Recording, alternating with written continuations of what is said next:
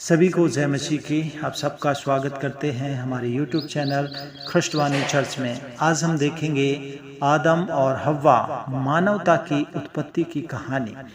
आदम और हव्वा बाइबल की पुस्तक उत्पत्ति में पहले आदम और उसके बाद महिला अर्थात हव्वा के रूप में हमें बताता है।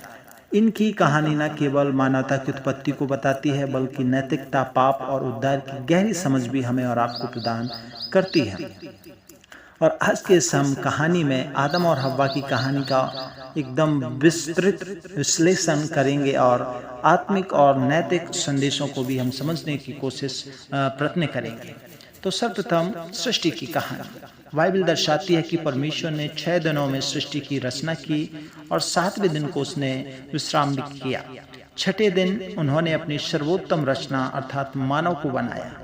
आदम को मिट्टी से बनाया गया और परमेश्वर ने उसकी नाक में जीवन की श्वास को फूंकी, जिससे वह जीवित आत्मा बना। इसके बाद परमेश्वर ने आदम को अदन की वाटिका में रखा, जहां उसने हर प्रकार के पेड़ पौधे, जानवरों को नाम देने का काम भी उसे सौंपा गया और उसने संपूर्ण भी किया। इसके बाद रचना होती है हव्वा की। आदम के लिए अदन की वाटिका में साथी की आवश्यकता थी, इसलिए खुदा ने आदम की एक पसली से हव्वा को बनाया और उसे आदम के साथी के रूप में उसके सामने प्रस्तुत किया। हव्वा की रचना से यह स्पष्ट होता है कि परमेश्वर ने मानवता को साझेदारी और परस्पर सहयोग के लिए बनाया है। अब बात करते हैं अदन के वाटिका की। अदन की वाटिका एक स्वर्गिक स्थान था जहां आदम और हव्वा पाप रहित और आनंद में जीवन व्यतीत कर रहे थे। परमेश्वर ने उन्हें एक आज्ञा दी थी कि तुम भले और बुरे के ज्ञान के वृक्ष का फल मत खाना, क्योंकि जिस दिन तू उसका फल खाएगा उसी दिन तू निश्चय रूप से मर जाएगा। इस वचन को हम उत्पत्ति 2 अध्याय और 17 वचन में पढ़ सकते हैं। यह आज्ञा उनके स्वतंत्र इच्छा के उपयोग और उनकी विश्वास योग्यता की एक परीक्षा थी। अब बात आती है पाप के इस दुनिया में प्रवेश करने। शैतान ने एक सर्प के रूप में आकार लेकर आया और हव्वा को भले और बुरे के ज्ञान के वृक्ष का फल खाने के लिए उसने उसे लोभ दिया और हव्वा ने फल खा भी लिया और आदम को भी खिलाया। इस प्रकार उन्होंने खुदा की अर्थात परमेश्वर की आज्ञा का अवहेलना, उल्लंघन किया और पाप की इस दुनिया में प्रवेश किया।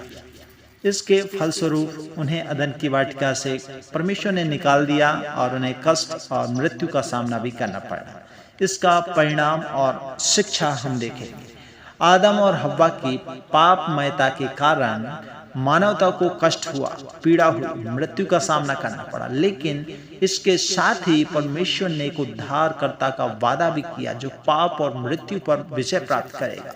वह वादा मसीह यीशु में पूरा हुआ, जिन्होंने अपने बलिदान के द्वारा मानवता को उद्धार का मार्ग प्रदान किया। इस दृष्टांत बोल सकते हैं, कहानी बोल सकते हैं, स्टोरी बोल सकते हैं। इससे हमें यह निष्कर्ष मिलता है, यह शिक्षा मिलती है कि आदम और हव्वा की कहानी हमें अनेक महत्वपूर्ण शिक्षाएं देती है। सर्वप्रथम हमें स्वतंत्र इच्छा खुदा ने दी है, विश्वास योग्यता और पाप के परिणाम की समझ प्रदान की है खुदा ने। साथ ही हमें यह परमेश्वर के असीम प्रेम और अनुग्रह का भी परिचय देती है, जिसने मानवता के उद्धार के लिए अपने पुत्र अर्थात प्रभु यीशु मसीह को भेजा। आदम और हव्वा की कहानी हमें यह स्पष्ट बताती है, सिखाते हैं कि भले ही हम पाप में गिरे, परमेश्वर हमेशा हमारे लिए उद्धार का मार्ग तैयार रखता है। खुदा आप सबको ब्लेस करे, आशीष दे। God bless you.